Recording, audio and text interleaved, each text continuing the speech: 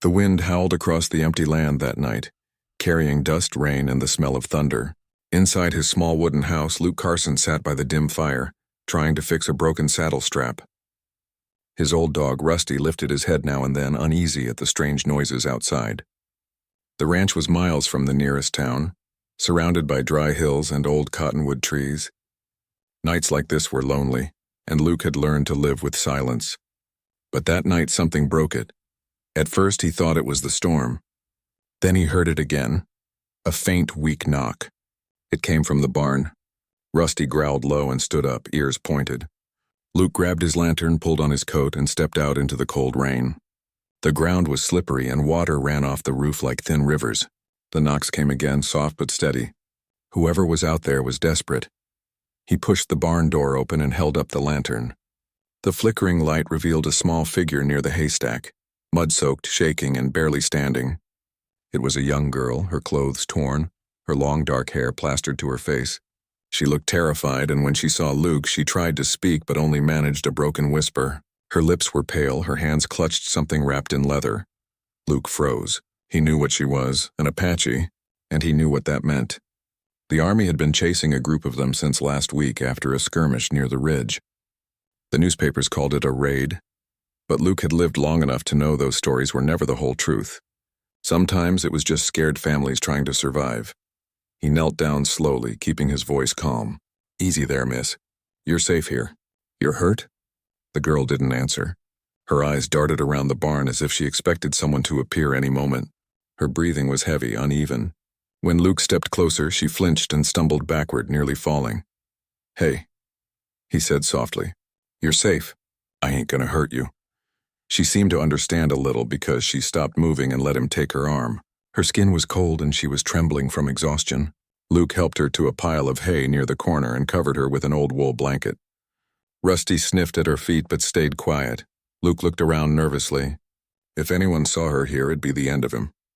The soldiers from Fort Crane were rough with anyone who even spoke kindly about the Apache. Helping one could mean losing your land, your home, or worse. But when he looked down at her again, he couldn't turn away.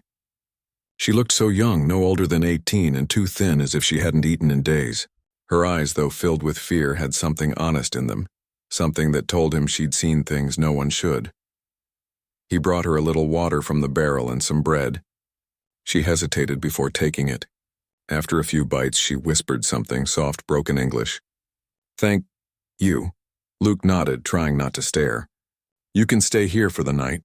No one will find you." She looked at him as if she didn't believe it. Her gaze went to the door every few seconds, listening for horses or shouts. Luke wondered how long she had been running. After she ate, she wrapped herself tightly in the blanket and fell asleep sitting up, her head against the wood wall. Luke noticed she never let go of that leather bundle in her hands. It was round, tied carefully with rawhide strings, and she held it close to her chest even as she slept. He thought maybe it was food or clothes, something she'd saved from her people. But as the wind quieted outside and the rain softened, Luke started hearing something faint from inside the bundle. A strange, soft sound. At first he thought he was imagining it. He leaned closer, careful not to wake her. It came again. A whimper. Then another, shorter this time. It wasn't an animal. It was a sound too small, too fragile. Luke sat back quickly, confused. His heart started beating faster. He looked at the girl again. She slept deeply, exhausted. He looked at the bundle. Then he stood, took a few steps away, and tried to shake off the thought. "No," he muttered to himself. "Ain't my business." But sleep wouldn't come easy that night. He sat by the small window of the barn, watching the rain wash over the fields. He could see the faint glow of lanterns far in the distance, the patrol. The Army scouts often passed this way when looking for runaways. He'd seen what happened to those they caught. They called it justice. Luke called it cruelty. The girl shifted in her sleep, murmuring words in her language. The sound of that faint whimper returned again, making him glance toward her. Rusty looked too, ears twitching. The dog whimpered once, as if sensing something important. Luke sighed and rubbed his tired eyes. He told himself he'd ask questions in the morning. Maybe she was carrying something alive. Maybe a wounded animal. Maybe. He didn't even want to think what else. When dawn came, the storm had passed, leaving behind a gray sky. Luke woke to the sound of hooves in the distance. He peered through the barn crack and saw 2 riders on the road. Soldiers. He cursed under his breath. He turned to check on the girl. She was still asleep, but her face was pale and sweaty. The bundle rested beside her now, covered in the blanket. The faint sound came again, soft but clear this time, a small cry. Luke froze. It wasn't an animal. It was a baby. For a long moment he just stared, not believing what he'd heard. A baby. Out here in this storm in his barn. His mind spun with questions. Whose baby was it? How had she carried it this far? Why was she alone? The soldiers' voices grew closer. Luke's stomach tightened. He ran to the door, closing it halfway and blowing out the lantern. He whispered to Rusty to stay quiet. Through the crack he saw one of the soldiers pointing toward his barn. "Let's check that place," one of them shouted. Luke felt a cold shiver run down his spine. He turned toward the girl. She was awake now, eyes wide, clutching the bundle to her chest. The baby whimpered again, and she quickly hushed it with soft words. Her fear was written all over her face.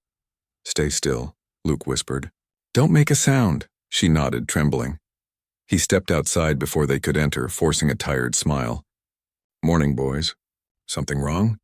The soldiers looked suspicious. Their boots splashed in the wet ground as they walked closer. "You seen anyone pass through here, Carson?" one of them asked. "We got reports of an Indian girl heading this way." Luke shook his head slowly. "Ain't seen nobody. Been stuck inside all night. That storm near tore my fences down." The soldier looked past him at the barn door. "Mind if we look inside?" Luke's pulse raced. He forced a laugh. "Ain't much to see in there but a few scared cows. You'll spook 'em bad if you start stomping around." The second soldier looked impatient. "We'll make it quick." Before they could move, thunder rumbled again and one of their horses jerked in fear. The soldier cursed and turned to calm it. Luke seized the moment. "Best you boys hurry before that rain starts up again. You won't get far on spooked horses." The men hesitated, exchanged glances, then finally turned away. "If you see anything, you report it," the first soldier said.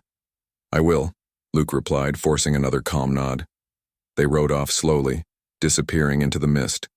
Luke didn't breathe until their figures vanished down the road. Then he rushed back inside the barn. The girl was still there, crouched low behind the haystack, holding the bundle close. The baby made a soft sound again, and she looked up at Luke with tears in her eyes. He knelt beside her, unsure what to say. All he knew was that his life had just changed. He had hidden a fugitive, but not just a girl. She had brought something far more dangerous and fragile than he could have imagined. Luke looked at her and whispered, "What have you brought with you?" She didn't answer. She just held the bundle tighter as the faint cry echoed softly through the barn, mixing with the last drops of rain outside. Morning light slowly touched the hills, painting the ranch in soft gold. Luke stood outside the barn, trying to calm his thoughts. His hands trembled as he lit his pipe, but he didn't even smoke. It was just habit when he was nervous. The cold air carried the faint cry of a baby from inside. Each sound reminded him how deep he was in trouble now. He looked toward the road again, half expecting to see the soldiers return. They hadn't gone far. He knew that. They would search every ranch, every shed, and every wagon until they found the girl. And if they found her here, it would mean the end of everything Luke had built. His land, his cattle, his life. He took a deep breath and went back into the barn. The girl was awake, sitting near the hay, rocking the baby in her arms. The child was wrapped in the same leather blanket, eyes half open, weak but breathing. She looked at Luke, afraid but calmer now that the soldiers were gone. Luke sat down near her, keeping his voice soft. "You gotta tell me what's going on. Who's after you? Why are you running with a baby out here?" She hesitated, searching for words. Her English was broken and slow. "Men, soldiers. They kill many." "I run," Luke nodded, trying to understand. "From the raid last week?" She looked down, tears forming in her eyes. "They come at night, fire, people scream. I take him and go." Luke's heart sank. He didn't need more details to know what she meant. He'd heard the gunshots that night from miles away. The paper said the army was defending settlers.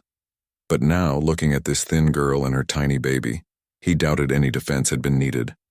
He rubbed his forehead. "What's your name?" She hesitated, then said softly, "Naya." "All right, Naya," he said. "You and the little one. You can rest here a bit. But if they find out, I'll be in big trouble. You understand?" She nodded quickly. I go soon, just need little time. Luke looked at the baby. Its tiny fingers were trembling and its skin looked pale. That little one's sick, he said. He needs milk, warmth, and maybe medicine. She lowered her head. No milk, no food. Luke stood up. Then I'll get some. He went to his small house and boiled some goat's milk, letting it cool before pouring it into a bottle. When he came back, he handed it to her. She took it with shaking hands and carefully fed the baby. Luke watched in silence. For the first time, he saw a small smile on her face as the baby started sucking weakly. Thank you, she whispered. You help. No one help us, Luke didn't answer. He just nodded and looked away. Something heavy pressed inside him, something that felt like guilt and anger mixed together. He had lived near the reservation for years. He had seen how people treated them. He had heard the names they called them, and he had done nothing. Now this one small act of kindness felt too little, too late. When the baby fell asleep, Naya lay down beside him. Luke sat nearby, staring at the barn wall, his mind running in circles. He couldn't turn her in, but he couldn't keep her either.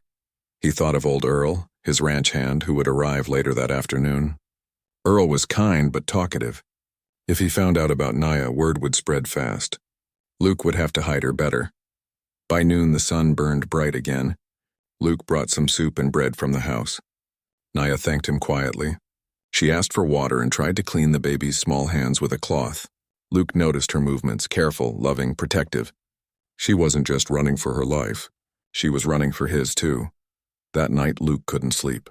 He sat outside watching the stars. The land was quiet again, but his thoughts were loud. He had questions he couldn't ask. Who was the father of that baby? Where were her people? Why had the soldiers been so desperate to catch her? Near midnight, he heard footsteps. He grabbed his rifle and stepped toward the barn, only to see Naya standing by the door, the baby in her arms. You should be restin', he said softly. She shook her head. I can't sleep. I hear them. Hear who? Men in woods. Luke listened, and sure enough, faint horse sounds came from the east ridge. Torches flickered between the trees. His chest tightened. The soldiers were circling back. He quickly took her hand and led her behind the barn. Come on, quick. He pulled aside a pile of hay and opened a trapdoor that led to a small cellar, an old storage pit he used for winter feed. Get in there, he whispered. She hesitated, clutching the baby tight. Dark, she said fearfully. I know, he said, but it's safe. Trust me. She stepped down carefully, holding the child close. Luke lowered the wooden lid back into place and spread hay over it again. Then he turned toward the barn door as the soldiers rode up. The torches threw shadows on the wet ground. One of the men dismounted and called out, Luke Carson, we need to check your property again. Luke walked forward, forcing a tired smile. What for now? You already checked this morning. We found tracks leading this way, the soldier said. Barefoot tracks, small, could be the woman. Luke shrugged. Could also be one of my calves. Lost 3 in the storm. The soldier scowled. Mind if we check again? Luke stepped aside. Go on then. They entered the barn with their boots muddy and their hands on rifles. Luke followed, trying to stay calm. They kicked through hay, opened barrels, and even looked under the wagons. Each step sounded like thunder in Luke's ears. He prayed they wouldn't find the trapdoor. One of them walked right past it. Rusty barked once, and Luke shouted, Quiet, boy. The soldier looked down at the dog, then back at Luke. You nervous, Carson? Luke forced a laugh. Storm spooked the animals. Been that kind of night. The soldier didn't answer. He kicked the ground once more, then nodded to the others. She's not here. Let's move. When they rode off, Luke waited until the sound of hooves faded completely. Then he ran to the trapdoor and lifted it. Naya climbed out, pale but safe, clutching the sleeping baby. She looked at him with wet eyes. You save us again. Luke shook his head. You need to leave soon. They'll keep looking. You can't stay here. She nodded slowly, tears falling. I know, but baby's sick. I can't go far. Luke sighed and rubbed his neck. All right. Then we keep you hid for a few more days, but we gotta be careful. For the next 2 days, Luke worked like a man with a secret life. He went to town for supplies but lied to everyone he met. When the storekeeper asked about the baby milk, he said it was for a sick calf. When Earl asked why he was locking the barn so much, Luke said coyotes had been getting in. Every lie made him uneasy, but the thought of turning Naya in made him sick. At night, he'd sit near the barn and listen to her sing softly to the baby. The words were in her own language, a gentle melody that carried through the air. It was sad and beautiful at the same time. One evening, as the sun went down, Luke brought her some stew and asked, "You never told me the baby's name." She smiled faintly. "His name is Tano." "Tano," Luke repeated. "That's a strong name," she nodded proudly. "Means brave." Luke looked at the child and smiled. "He's gonna need it." She looked at Luke and whispered, "You are brave too." He shook his head. "No, I'm just doing what's right." But deep down he knew it was more than that. He had begun to care for them, not just as people to protect, but as family he never had. The silence of the ranch didn't feel so empty anymore. Still, he couldn't shake the feeling that something bigger was coming. The soldiers weren't giving up, and now there were whispers in town about a bounty on a young Apache mother. Luke didn't tell Naya that news. She already had enough to worry about. That night, as he sat near the barn fire, the baby started crying again, weakly this time. Naya looked frightened. No breath good. Luke rushed inside, feeling his chest tighten. The baby's skin looked too pale now, his small chest rising unevenly. Naya sobbed, rocking him. Luke placed a hand on her shoulder. "He'll be all right. I'll get help." She looked up with pleading eyes. "You can't go." "They see you," Luke clenched his jaw. "I'll go after dark. There's a doctor in town who owes me a favor." He looked at the baby again, so small and fragile, and whispered, "Hang in there, little one." As the wind outside picked up again, Luke knew he was about to risk everything, not just his land or his freedom, but his very life. Because now that little baby's life depended on him. The night was cold and clear when Luke saddled his horse. The stars looked sharp against the dark sky, and the sound of crickets mixed with the soft creak of the saddle leather. Every sense in him warned that he was doing something dangerous, but he pushed the fear aside. The baby's faint breathing still echoed in his ears. He could not just sit and wait for the child to die. Naya stood near the barn door, wrapped in an old blanket, holding the baby close. Her eyes shone in the moonlight. She looked weak, but she still tried to stand straight. Luke tightened the strap on his saddle and said quietly, "I'll ride to town. There's a doctor named Miller. He helped me once when I broke my leg. He won't ask questions if I tell him not to." Naya shook her head in fear. "They look for me there, soldiers." Luke nodded. "That's why I'll go alone. I'll say it's for a sick calf. Nobody will know." She bit her lip and looked down at the baby, whose breath came in small, uneven gasps. "Please hurry," she whispered. "I will," he said. "Keep the fire low and the door closed. If you hear horses, go down to the cellar. Don't come out till you hear me call your name," she nodded. "I wait." Luke mounted his horse and rode into the night. The trail to town was about 6 miles, winding through dry brush and rocky ground. The moonlight was enough to guide him, but he stayed close to the shadows of the hills. Every time the wind carried a strange sound, his hand went to the rifle strapped to his saddle. Halfway to town, he saw a lantern light moving in the distance. Soldiers again. They were patrolling the main road, so Luke turned off the path and rode through the dry creek bed instead. The horse stumbled on loose stones, but he pushed on until the lights faded behind him. It was near midnight when he reached the edge of town. Most of the shops were closed, but the doctor's small house near the church still had a faint lamp burning in the window. Luke tied his horse to a post and knocked softly. After a few moments, an old man in a nightshirt opened the door holding a candle. "Luke Carson," he said in surprise. "What on earth are you doing here this time of night?" Luke stepped inside quickly. "Doc, I need help. Got a real sick baby. Breathing bad, won't eat. I need something to help him." The doctor frowned. "A baby? Since when do you have a baby, Luke?" Luke looked down at the floor. "It ain't mine, but he's in my care. Can you help or not?" The doctor studied him for a moment. "You're hiding something, aren't you?" Luke didn't answer. The doctor sighed, then opened his cabinet and began pulling out small bottles and cloth. "Here," he said, handing him a pouch. "Camphor oil, some herbs, and a bit of laudanum. Only a few drops for the pain, no more. Keep him warm. It might help his lungs open up." Luke nodded, grateful. "Thank you, Doc, I owe you." "Luke," the doctor said as he followed him to the door. "The soldiers were here earlier. They said a native woman escaped with a child. If she's the one you're helping, be careful. They won't show mercy." Luke's jaw tightened. "She's just a mother trying to keep her baby alive. That's mercy enough for me." He left before the doctor could reply. As he rode back toward the ranch, dark clouds began to gather again. Lightning flickered over the ridge, followed by distant thunder. The air smelled of rain. Luke urged his horse faster, hoping to reach home before the storm hit. When he reached the valley, something felt wrong. The barn was dark, but he saw faint movement near the fence line, shadows where there shouldn't be any. He stopped and listened. Voices, men talking quietly. He slid off his horse and crept forward, staying low. 3 riders stood near his corral. Their horses were tied, and one of them held a lantern covered with his coat. They weren't soldiers, they looked like bounty hunters. Luke clenched his fists. Someone must have told them she was nearby. Maybe someone from town had seen him buying baby milk earlier that week. He moved carefully, staying behind the wagon until he could hear them clearly. "Tracks lead here," one man said. "Bare feet. A woman and a small one." Another spat on the ground. "Ain't worth much trouble, but the army's paying $50. That's good money. Luke's blood boiled. $50 for turning in a mother and her baby. He gripped the rifle tighter. He couldn't shoot them. That would bring the whole army down on him. But he had to get them away somehow.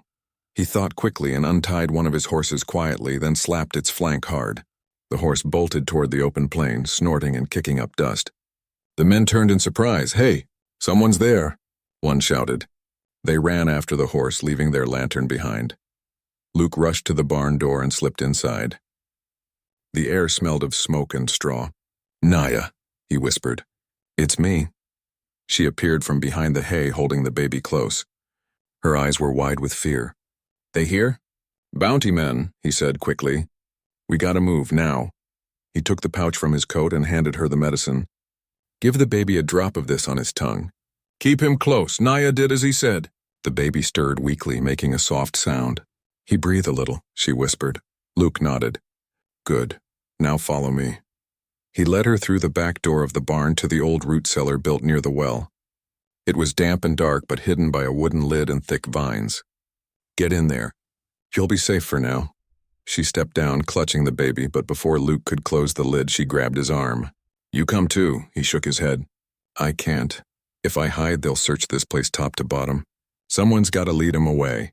Her eyes filled with tears. "You good man. Why help me?" He looked at her for a long moment, then said softly, "Because someone should have helped my wife once, and no one did." He lowered the lid and covered it with hay, then grabbed his rifle and walked out into the yard. The bounty hunters were back, their lanterns swinging wildly. "We found nothing out there," one of them growled. "You there, Carson? You seen anyone pass through?" Luke put on his calmest voice. "No one's been near this place." "What's all the fuss?" One man stepped closer. "You're hiding her, ain't you? Folks say you've been buying milk and medicine." "For who, huh?" Luke's pulse raced, but he didn't show it. "Got a sick calf," he said evenly. "You boys want to see it?" The man sneered. "I don't see no calf crying." "But I do hear something out in that barn." Luke's eyes narrowed. "That's my dog. You start snooping around, he'll bite." The bounty hunter grinned. "Then I'll just shoot him first." He started walking toward the barn door. Luke stepped in front of him. "You'll do no such thing." The man glared. "Move aside, Carson." Lightning flashed overhead, followed by a sharp crack of thunder. The horses reared and neighed, frightened. Taking advantage of the distraction, Luke shoved the man backward into the mud. "I said this place is private." The other two drew their guns, but before they could fire, the storm broke. Rain poured down in thick sheets and wind howled through the valley. The lantern blew out, plunging everything into darkness. "Let's get out of here," one of the men shouted. "Ain't worth getting killed over." They mounted quickly and rode off, their shouts fading into the roar of the storm. Luke stood there drenched, chest heaving, waiting until he was sure they were gone. When silence returned, except for the rain, he ran back to the cellar and lifted the lid. Naya looked up, her hair wet, her face pale. "They gone?" "Yeah," he said, breathing hard. "For now." The baby made a small sound, weaker than before. Luke's heart sank. "He's still breathing?" She nodded, tears mixing with rain. "Little, but weak." Luke reached out, touching the baby's small hand. "Stay with me, little one," he whispered. "You've come this far." Naya looked at him, her eyes shining with both fear and hope. "You save us again," she said softly. "You risk for people not yours." Luke shook his head slowly. "Maybe you're wrong about that," he said. "Maybe you are mine now." The storm raged all night. Luke sat at the cellar entrance, rifle in hand, keeping watch through the rain. His land, his life, his peace, all of it hung by a thread. But when he heard the baby's tiny breathing steady at last, something inside him eased. He knew he couldn't keep hiding them forever. The soldiers would return and the bounty men would tell others. But for now, they were alive. And as long as Luke had breath, he'd make sure they stayed that way. When morning came, the storm had passed, but the world outside looked washed and tired. The ranch was soaked, the ground turned soft and muddy. The air smelled of wet earth and pine. Luke hadn't slept at all. He sat outside the barn with his rifle beside him, watching the sunrise spread across the quiet valley. Inside the cellar, the faint sound of the baby's breathing reached his ears. It was steady now, still weak, but better than last night. The doctor's medicine had helped. The thought gave Luke a bit of peace, though his heart was still heavy. He knew what it meant to fight against death in silence.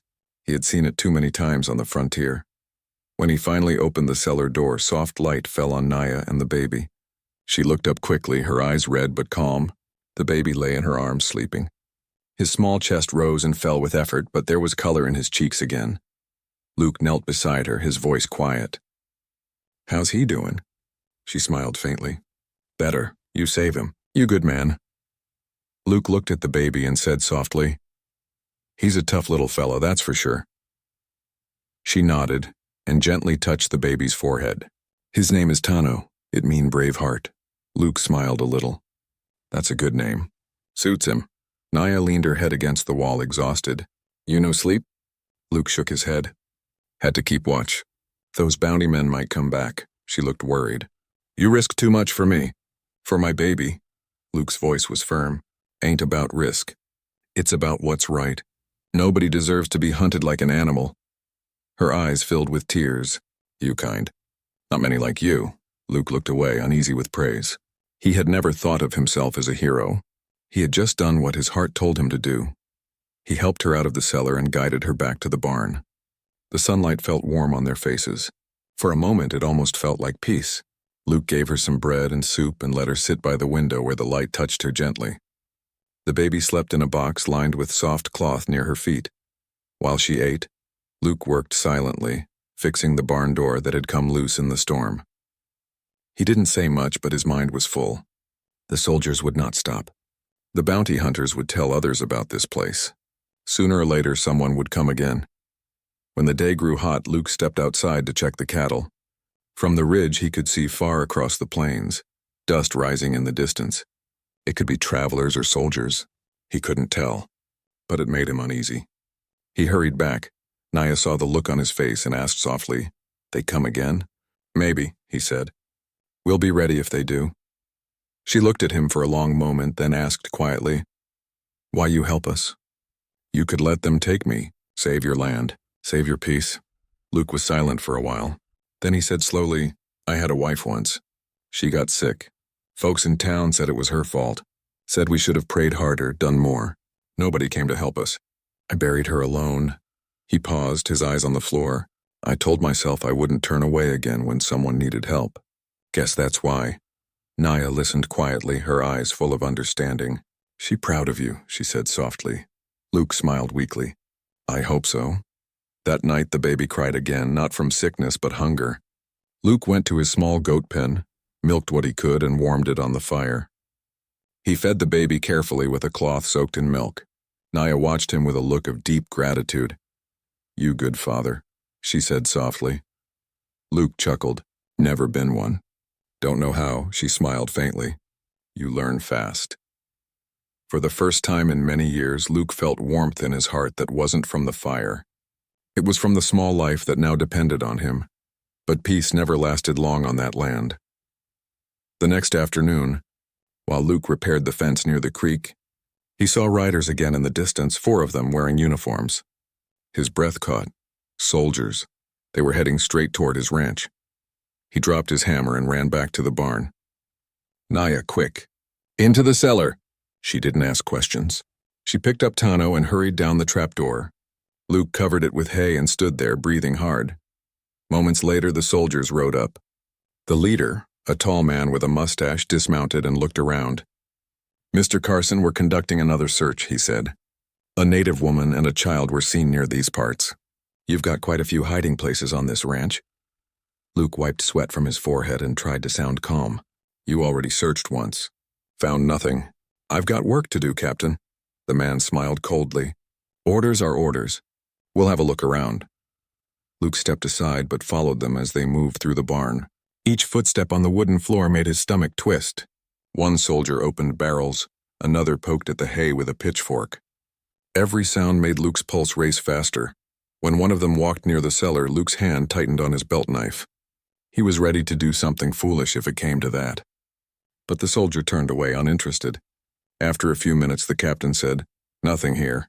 Let's move." Luke exhaled slowly as they left. His shirt was soaked in sweat, though the air was cool. He waited until they were far gone before uncovering the trapdoor. Naya climbed out, pale but unharmed, clutching the baby tightly. "They gone?" she whispered. "Yeah," he said quietly. "For now." She looked at him with tears in her eyes. "They kill my people," she said suddenly, her voice trembling. "My father fight to save us. He die for us." Luke's chest tightened. "I'm sorry, Naya, truly I am." She shook her head. "You not know who he is?" "My father, Chief Tano, same name as my baby. He great leader. When soldiers come, he fight to save women and children. He tell me run with baby. This baby is his blood. His grandson. They want him dead because he carry his name." Luke stood still, shocked. "You mean your father was the Apache chief?" She nodded. "Yes, they call him enemy. But he protect peace. He die for that."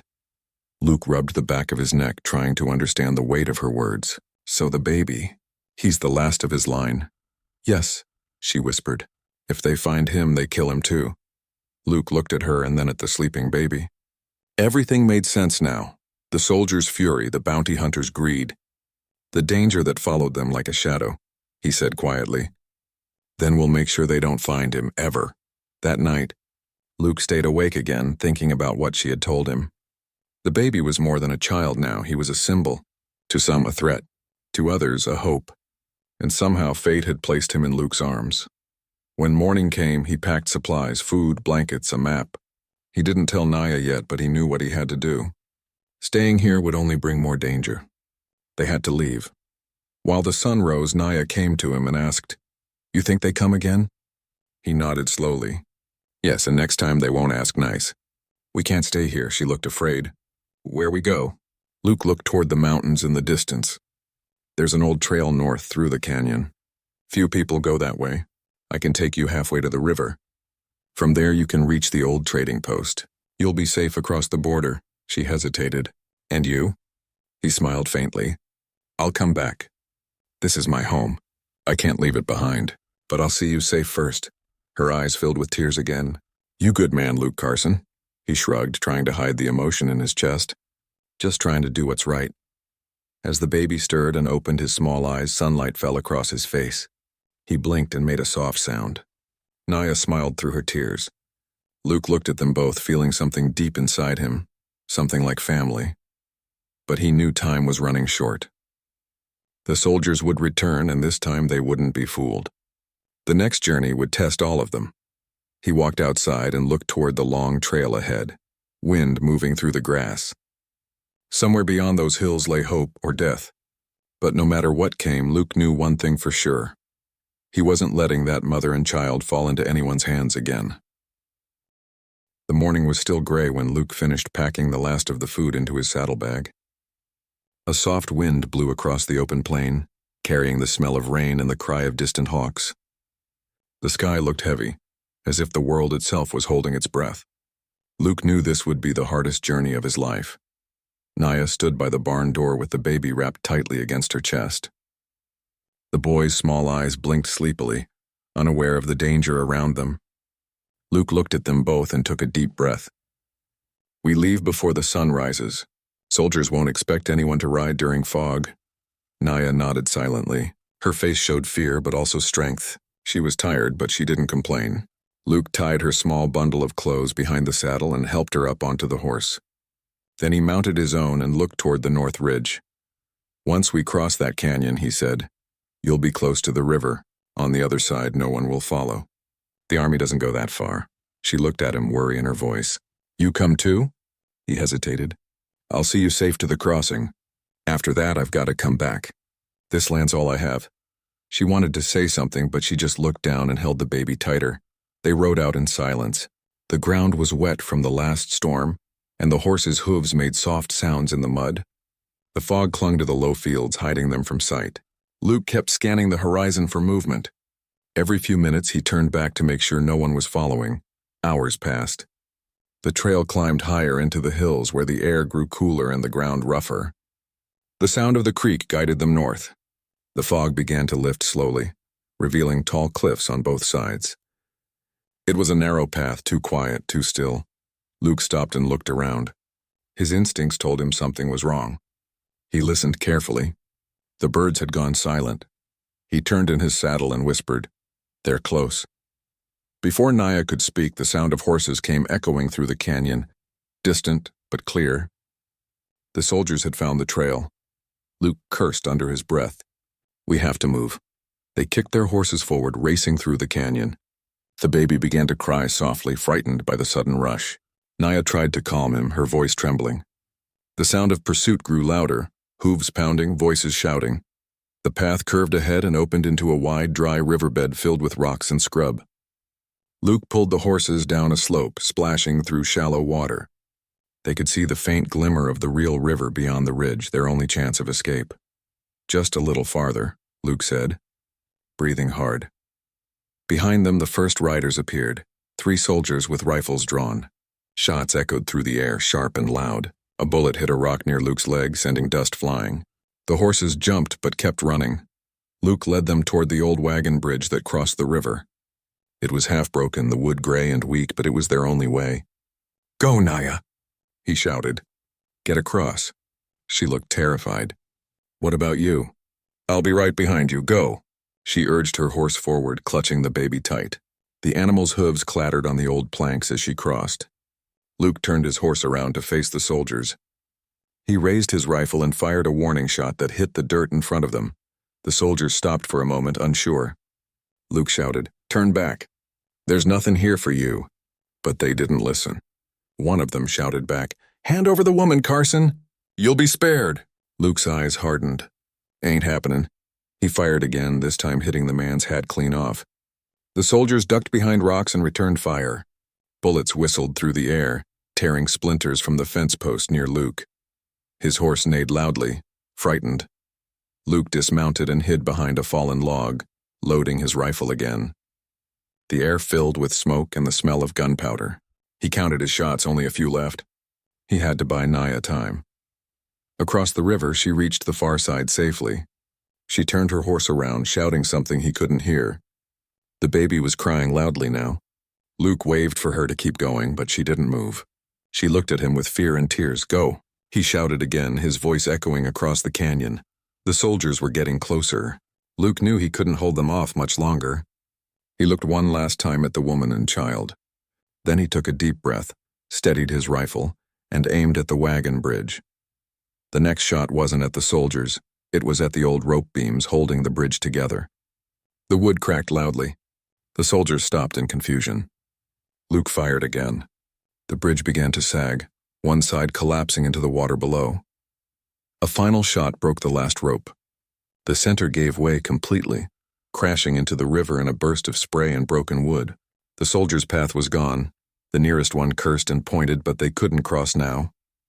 The current was too strong, the water too deep.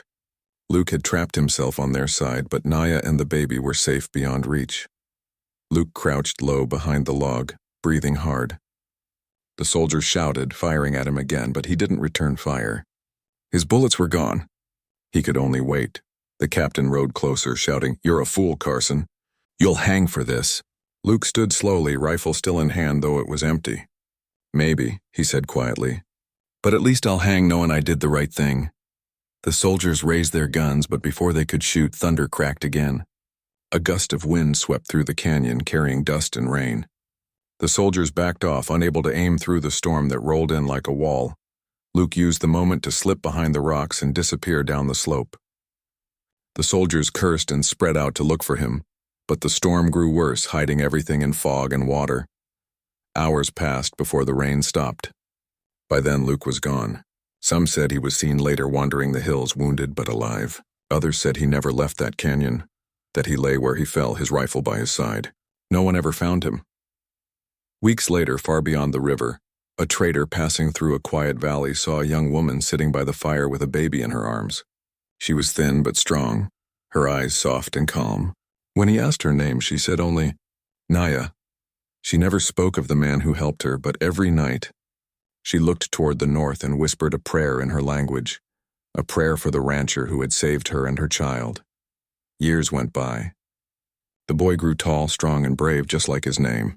The people who met him said he had the heart of a leader and the courage of someone twice his age. When he asked his mother who his father was, she smiled and told him stories, not of blood, but of kindness, courage, and sacrifice. "There was a man once," she said softly, "a rancher who gave everything so we could live. He was not of our people, but he had the spirit of one. He protected us when the world turned against us. His name was Luke Carson." The boy listened quietly, eyes full of wonder. "Where is he now?" She looked toward the mountains. "With the wind," she said. "He rides with the wind, sometimes. On still evenings when the sun set red over the river, Naya would think she heard the sound of hooves in the distance, the slow, steady rhythm of a horse crossing the plains, and she would smile, knowing that somewhere in the land he loved, his spirit still watched over them."